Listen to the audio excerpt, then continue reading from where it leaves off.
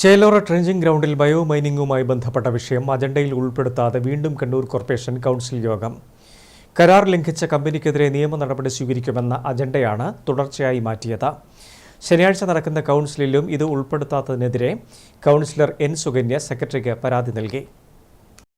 Chelora trenching ഗ്രൗണ്ടിലെ ബയോമൈനിങ്ങുമായി ബന്ധപ്പെട്ട അഴിമതി ആരോപണത്തിൽ വിജിലൻസ് അന്വേഷണം ആരംഭിച്ചിരിക്കെ ഈ വിഷയം കണ്ണൂർ കോർപ്പറേഷൻ കൗൺസിൽ യോഗത്തിൽ വീണ്ടും ഉയർത്താനാണ് പ്രതിപക്ഷത്തിന്റെ തീരുമാനം. ശനിയാഴ്ച കൗൺസിൽ ചേരുന്നുണ്ട്. ഇതിലും നേരത്തെ മാറ്റിവെച്ച അജണ്ട ഉൾപ്പെടുത്തിയിട്ടില്ല. ബയോമൈനിംഗ് പാതിവഴിക്ക് നിർത്തിയതിനെതിരെ കമ്പനിക്ക് നോട്ടീസ് നൽകാനുള്ള അജണ്ടയാണ് തുടർച്ചയായി മാറ്റിവെച്ചത്.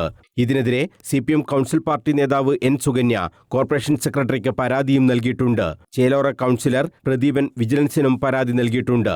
അജണ്ട ഒഴിവാക്കിയതുമായി ബന്ധപ്പെട്ട വിവാദം ശനിയാഴ്ച കൗൺസിൽ യോഗത്തെ പ്രക്ഷുബ്ധമാക്കാനാണ് സാധ്യത.